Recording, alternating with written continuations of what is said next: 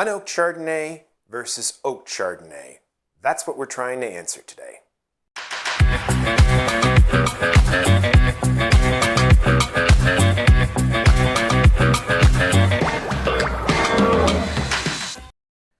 Hello again, wine lovers. I'm here today to talk to you about Unoaked Chardonnay and oaked Chardonnay. Welcome to our channel, Uncorked. My name is Roland Zimmerman, and I'm a sixth-generation winemaker.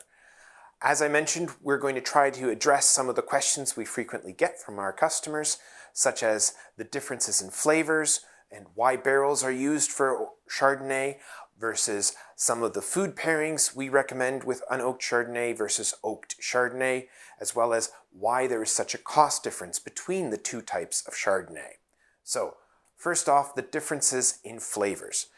When you try an unoaked Chardonnay, you're getting Chardonnay as a natural grape flavor, which means that essentially you're getting the maximum flavor out of the grape that you possibly could.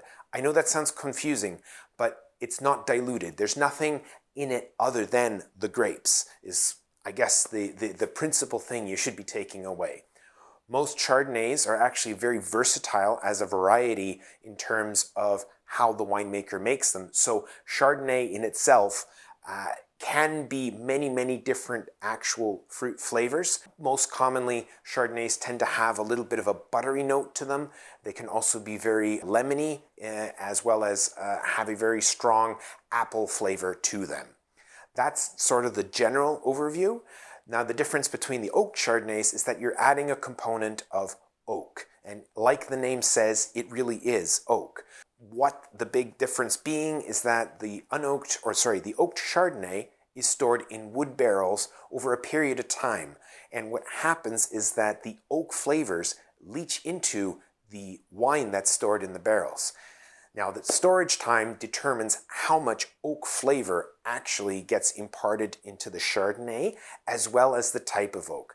I'm not going to get into great details about oak barrels at this point in time. That's for another video down the road. But essentially what you need to understand is that oak generally imparts on a vanilla flavor to it, to the wines, as well as gives the wine some heavier body. And this comes from the tannins that are naturally present in oak, in the staves of the barrel that come in contact with the wine. Those are the big key differences in terms of the flavor. You still get, by the way, in the oaked Chardonnay, most of that appley flavor that I mentioned earlier, possibly a lot less of that lime flavor, and definitely some of that buttery notes to it. Now, some of my favorite pairings with unoaked Chardonnay tend to be foods that are a little bit lighter in fare. So things like, for example, fish, grilled fish, quickly fried up fish. Those are wonderful pairings for the unoaked Chardonnay.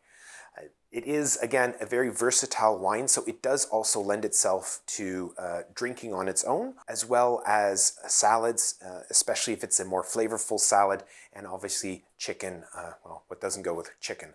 But needless to say, those are really great options to use with food pairing with an unoaked Chardonnay, because they really will blend very well.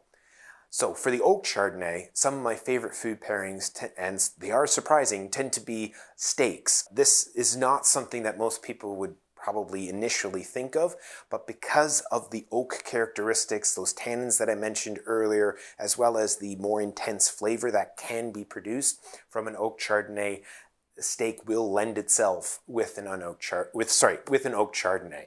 Yeah, I'm getting my wines confused here. And obviously, the other question that we frequently get is, why is there such a difference in cost? Well, it's actually pure economics. A wooden oak barrel from either France or from the US tends to cost anywhere from $1,000 to $1,400 US a piece, and it only fills about 250 liters, which means that you only get roughly about 10 cases out of it. So you kind of have to assume that you're not going to make only 10 cases of a wine, because that wouldn't be a heck of a lot. So you're going to make a larger volume, which means that there's more costs involved.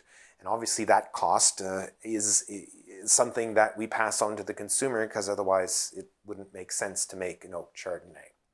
Now, I will tell you a little story about our ventures into the unoaked and oaked Chardonnay world, and this came about very early on in our business's establishment in the early 90s, where oak Chardonnay was a relatively new thing out of California, and it wasn't really very prominent here in Niagara.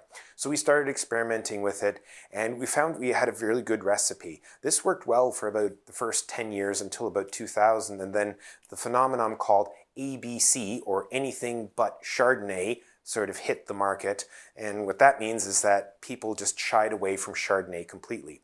Very fortunately, we had an unoaked Chardonnay, which a lot of people would then lean towards, because as soon as they heard, oh, it's Chardonnay, oh, then it must be oaked.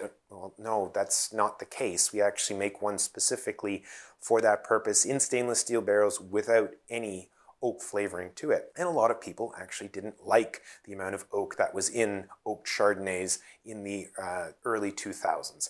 The industry's come a long way in the last 20 years, and oak Chardonnays are coming back into fashion, but it's also the fact that winemakers as a whole have learned that, you know, there's only so much oak that a wine can really take. So it's come around full circle in many respects, and I would highly recommend you don't shy away from any oak Chardonnays that do cross your paths. Some of them may have such a subtle flavor that you may not even really be aware of it.